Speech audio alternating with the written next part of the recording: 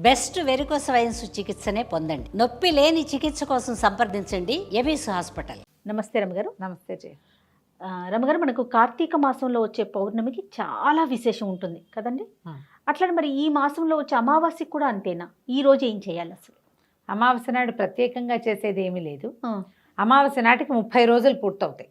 కార్తీక 30 రోజులు పూర్తవుతాయి. అయితే ఈ అమావాస్య వెళ్తూ ఉండగానే పాడ్యం వస్తుంది కదా, అవును, దాన్ని పోలి పాడ్యం అంటారు. అమావాస్య నాటి సాయంకాలం నుంచో లేదా అమావాస్య వెళ్తూ ఉండగానో పాడ్యం నాడు కుదరని వాళ్ళు అమావాస్య నాడు ఆఖరి దీపాలు పెట్టుకుంటారు. ఇది ఏమిటంటే నీటిలో దీపాలని వదిలిపెట్టే కార్యక్రమం చేస్తారు ఎక్కువగా. పోలిపాడ్యమికి ఒక ప్రత్యేకమైన కథనం కూడా ఉంటుంది. కార్తీక పురాణంలోనూ చెప్పబడుతుంది. పోలి స్వర్గారోహణ. ఈ పోలి అంటే ఏమిటో తమాషాగా ఉంది. పోలమ్మ అమ్మాయి పేరు. పోలాలు పెట్టుకుంటారు. పోలేరమ్మ మీద నుంచి పెడతారు కదా. ఆ ఇంట్లో ఆఖరణ పుట్టిన పిల్లలు, లేక పుట్టిన ఆడపిల్లలు, చచ్చి బతికిన పిల్లలు, వాళ్ళకి పోలి పేర్లు పెడతారు. పోలి అని పిలుస్తారు. ఎంతమంది కనపడతారో ఆ పోలాలు, పోలమ్మ ఇలా. అయితే ఈ పోలి కథ చాలా వింతగా ఉంటుంది. ఈ కథ చెప్పుకుని అక్షింతలు వేసుకుంటారు, దీపాన్ని పెడతారు. ఏంటంటే ఇప్పుడు నెల రోజులు మనం కార్తీకం శుద్ధంగా చేసుకుంటారు ప్రతి వాళ్ళు కూడా. అవును, మిగిలిన ఏవి దానాలు ధర్మాలు అవి ఇవి చేసినా చేయకపోయినా పొద్దున్నే స్నానం, దీపం. ఊర్లలో ఉండే వాళ్ళు ఏం చేస్తారు, చెరువుకి వెళ్ళి స్నానం చేసేయటం, చెరువు గట్టును దీపం పెట్టేసుకోవటం. వెళ్ళేటప్పుడే పట్టుకెళ్ళిపోతారు వస్తువులు, నూనె, దీపం, ప్రమిదలు, ఒత్తులు పట్టుకెళ్ళిపోతారు. దేవాలయాలు ఏవైనా చెరువు గట్టునే ఉంటే స్నానం చేసేయటం, ఆ తడి బట్టలు పిడిచేసుకుని సూర్యుడికి అర్ఘ్యం ఇచ్చేసుకుని దండం పెట్టేది. అర్ఘ్యాలు ఇంకా సూర్యోదయం కాదు, ఓ దండం పెడతారు రాని సూర్యుడికి, దీపం పెట్టేసుకుంటారు ఆడవాళ్ళు. మగవాళ్ళు అయితే సంధ్యావందనాది కార్యక్రమాలు చెరువు గట్టునో నదీ తీరానో అలాగే చేసుకునేవాళ్ళు. బావి దగ్గర స్నానం చేసి వచ్చే దారిలో ఉన్న దేవాలయంలో దీపం పెట్టి వచ్చేసే పద్ధతి కూడా కనపడుతుంది. ఈ ఊళ్ళల్లో చిన్న చిన్న పల్లెల్లో దేవాలయాలు అవి లేని వాళ్ళు ఏం చేసేవాళ్ళు, సమీపంలో ఉన్న నదీ తీరాలకి వెళ్ళిపోయేవాళ్ళు. వెళ్ళి అక్కడ నివసించి నెల రోజులు దీపం పెట్టుకొచ్చేవాళ్ళు. తెల్లవారుజామునే 4-3 గంటలకల్లా బయలుదేరి వెళ్ళిపోయి అప్పుడు ఏముంది 6ంటికి పడుకునేవాళ్ళు. సాయంత్రం 3ంటికి లేవడం ఏమీ కష్టం కాదు. అవునవును. ఈ వెళ్ళిపోయి 3 గంటలకల్లా వెళ్ళటము, స్నానం చేయటము, దీపారాధన చేసుకోవటం, తెల్లవారేసరికల్లా మళ్ళీ ఊళ్ళోకి వచ్చేసేయటం. దూరంగా ఉన్న నదీ తీరాలకు కూడా ఇలాగే వెళ్ళేవాళ్ళు. తీర్థాలకు వెళ్ళటం ఇది ఒక విధానంగా వెళ్తుంది. ఇప్పుడు కూడా మనం అలాగే ఇంచుమించుగా చేస్తున్నాం. మనకేంటంటే జనాభా పెరిగారు, జనావాసాలు పెరిగిపోయినాయి.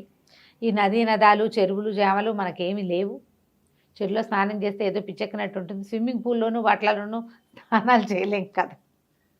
భూ సంబంధమైన జలాలు కావు అవి, ప్రాక్టికల్ కుదరదు కదా.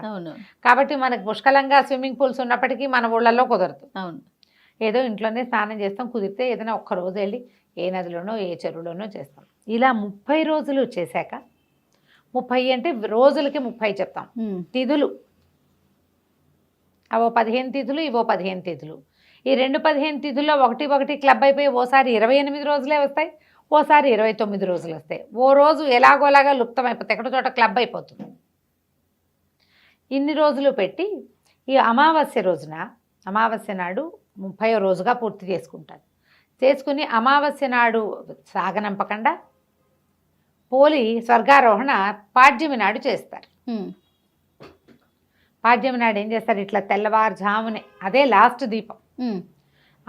మన అరటి డిప్పలు దొరుకుతాయి కదా, అరటి డిప్పకి చిన్న చిన్న హోల్స్ చేసి, ఆ హోల్స్ చేయడం కూడా మా చిన్నప్పుడైతే నాకు తెలిసి ఈ మందు సీసాలు ఉండేవి చూడు, బాటిల్స్, టానిక్సే బాటిల్స్, వాటికి మూతలు రేకు మూత కదా, ఆ రేకు మూత ఇలా గుచ్చి ఇట్లా తిప్పితే ఆ డిప్ప ఊడొస్తుంది. అందులో ఆవు నేతిలో ముంచిన ఒత్తిని అందులో వేసి వెలిగించి నీళ్ళల్లో వదిలిపెడతారు. అవును, నీటిలో వదిలిపెడతారు. దీపాలని వదిలిపెట్టి మళ్ళీ వచ్చే సంవత్సరం మళ్ళీ కార్తీక దీపాలు పెట్టుకుంటామని అంతవరకు పోయి రమ్మని అమ్మవారిని దీపలక్ష్మిని సాగనంపుతాం. పెద్ద పూజా విధానంగా ఏం చెయ్యరు. ఇంట్లో దీపం పెట్టుకోవటం, ఇది పసుపు బొట్టు పెట్టి అరటి డిప్పలకి దొప్పల్లో దీపాలు పెడతారు. ఈ గంగలోనూ అక్కడ కనపడుతూ ఉంటాయి మనకి నదీ తీరాల్లో, గోదావరి నదీ తీరాల దీపాలు వెళ్తూ కనిపిస్తాయి. అరటి డిప్పల్లో చేస్తారు. ఇంత తట్టు మన రైతు బజార్ల నిండా అరటి డిప్పలు దొరుకుతున్నాయి ఇప్పుడు. మనకి ఇక్కడ నీళ్ళు లేవుగా, ఏం చేస్తాం, అందుకని మనం ఒక టబ్లో వదిలిపెడతాం. దాని నియమం ఏమిటి, అమావాస్యతో నాడు తెల్లవారుజామున దీపాలు కనిపించటం వెలుగు. ఈ దీపాల వెలుగులో మన పితరులు ప్రయాణం చేస్తారు. ఇలాంటి దీపం మనం ముందు పెట్టాం. అది ఎప్పుడు నరక చతుర్దశి రోజున. అవును. సరిగ్గా నెల క్రితం కదా దీపావళి అమావాస్యకి పెట్టామా. అవును. దీపావళి అమావాస్య తర్వాత అక్కడి నుంచి నెల రోజులు చేసాం చూడు. అలాంటివే యమదీపాలు ఇవి. ఇప్పుడు మన కార్తీకంలో 2 విశేషమైనవి చెప్తారు. జ్వాలా తోరణం ఒకటి చాలా అద్భుతమైందని చెప్తారు. తర్వాత ఇది ఈ వెళ్ళే దాన్ని చూసి దండం పెట్టుకోవటం. మనమే చేయలేకపోయాం, ఎవరో వేస్తారు, దండం పెట్టుకోండి, అది కూడా ఫలితాన్ని ఇస్తుంది. ఈ పోలిని పంపించటము, ఆ పోలిని పంపటం కాదు, జ్యోతిని పంపటం. ఈ పోలమ్మ కథ విశేషంగా చెప్తారనమాట. కథ బాగుంటుంది.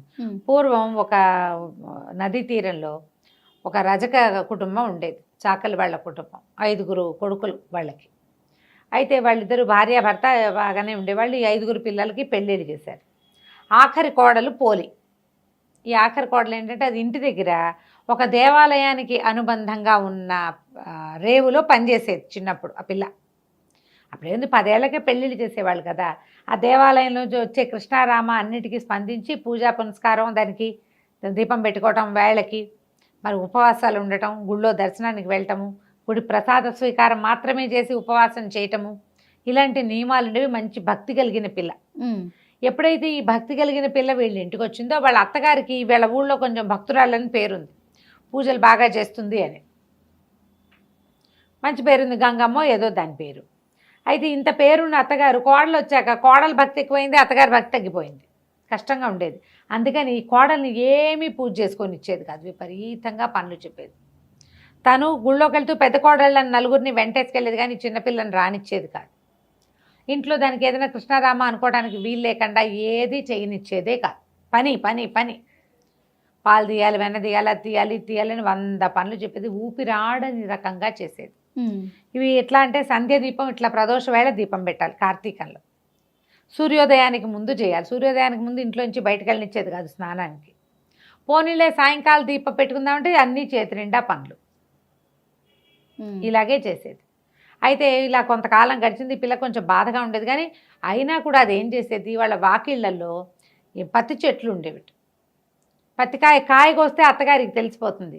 ఆ కాయ ఇట్లా విచ్చుతుంది కదా, టుప్పమని పగులుతుంది. అది పగిలితే పత్తి ఇట్లా తెల్లగా ముద్దలాగా వస్తుంది. అలాగా కొంచెం తీసి ఒత్తి చేసుకునేది, దాంతో చేసుకునేది దీపం. లేకపోతే అరటి నార తీసి అరటి చెట్ల దవ్వలాగితే నార వస్తుంది. పువ్వులు కడతారు మద్రాసు అయితే, నీకు తెలిసి ఉంటుంది కదా. ఆ నారని సన్నగా పేని అది ఒత్తులుగా వాడుకునేది.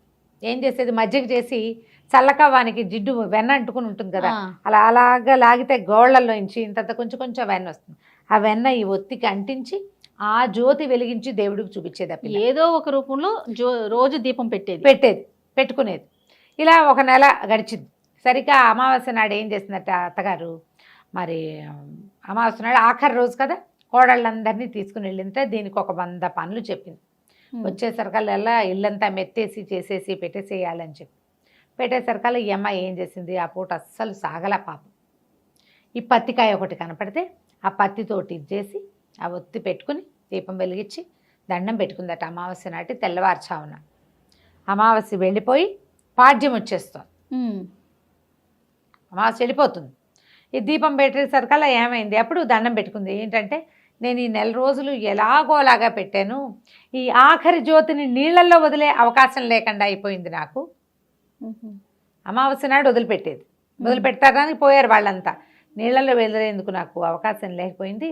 అందుకని బాణలో వదిలిపెడతానని నీళ్ల బాణలో ఆ దీపాన్ని పెట్టిందట. అయితే సరిగ్గా ఏమైంది, అప్పుడు కార్తీక దామోదరుడు ఆయన పైనుంచి చూస్తున్నాడు నిలబడి. చూసి అబ్బో ఎన్నో దీపాలున్నాయి, మొత్తం దేశం కింద భూమి నిండా దీపాలు, జ్వాలా తోరణాలు కనపడుతున్నాయి, దీపాలన్నీ నడుస్తున్న దీపాలన్నిటినీ చూస్తున్నాడు. చూస్తుంటే ఒక చోట ఇట్లా గుండ్రంగా తిరుగుతోందట దీపం. బాణలో ఉంది కదా. ఆయన ఈ దీపం ఏమిటని ఆసక్తిగా చూస్తే ఈ అమిత భక్తి కలిగిన ఈ చాకలి వాళ్ళ చిన్నపిల్ల, ఒక 20-18 ఏళ్ల పిల్ల కనపడింది. ఆయనకి ఈ పిల్ల నచ్చి తన పార్షదులను పిలిచి సశరీరంగా ఈ అమ్మాయిని తీసుకురమ్మన్నాడు. ఈ లోపల ఏమైంది, తెల్లారిపోయింది. పాడ్యం తెల్లారితే ఇంకేముంది, వచ్చేస్తారు కదా వీళ్ళు. అత్తగారు తోడుకోడళ్ళు అందరూ బయలుదేరారు ఇంటికి. వస్తుంటే పైనుంచి ఒక విమానం దిగుతూ కనపడిందట, రెక్కలున్నది. చూశారు, అమ్మో ఇంకేముంది, వాళ్ళ అత్తగారు బోళ్ళంత భక్తురాలు గంగమ్మ ఇన్ని రోజులు కోడళ్ళని వెంటేసుకుని 1 నెల రోజులు దీపం పెట్టింది, 1 నెల రోజులు కార్తీక స్నానం చేసింది, దానికోసమే వస్తుందంటే వీళ్ళ పక్క నుంచి ఆ విమానం ఎగురుకుంటూ పోయి పోలి వాళ్ళ ఇంటి దగ్గర ఆగింది. దిగి వచ్చినటువంటి విష్ణు పార్షదులు అమ్మాయిని రామ్మ నీకు విష్ణు సాయుధ్యం లభించిందని దాన్ని ఎక్కించుకున్నారు. ఎక్కించుకుంటే ఏమైంది, అది పైకి లేచేసరికల్లా అత్తగారు కోడళ్ళు అందరూ పరిగెత్తుకొచ్చారు. దీనికి స్వర్గం వచ్చేస్తోంది మనకు రావట్లేదని అయితే కాళ్ళు వేళ్లాడేసుకుని ఒక కొసకి కూర్చుని ఉన్న ఈ పోలి కాళ్ళు పట్టేసుకుందట అత్తగారు. ఆ అమ్మాయికి దేవుడు ఏవో కథలు తెలుసు కానీ ఈ స్వర్గాలు ఆరోహణలు తర్వాత విమానాలు వాటిలో కూర్చోటాలు దానికి ఏం తెలుసు. అందరు పెద్ద మగవాళ్ళు ఉన్నారని సిగ్గుపడి ఒక కొస కూర్చుని కాళ్ళు వేళ్లాడేసుకుని స్తంభం పక్కన కూర్చుంది. ఆ వేళ్లాడేసుకున్న కాళ్ళని పట్టేసుకుంది అత్తగారు. అత్తగారి కోడళ్ళు పెద్ద కోడలు కాళ్ళని చిన్న కోడలు అలా వరుసగా ఒకళ్ళ కోళ్ళు అక్కడ పుచ్చుకుని మొత్తం 5 కోడళ్ళు వీటి అత్తగారు వేళ్లాడుతూ ఉన్నారు పైన. విమానం వెళ్ళిపోతుంది. ఇంతలో ఈ విష్ణు పార్షదుల లోపల కూర్చున్న వాళ్ళు చూశారు, ఎవరో వచ్చేస్తున్నారు, వీళ్ళంతా సశరీరంగా తమతో పాటు స్వర్గారోహణ చేస్తున్నారని.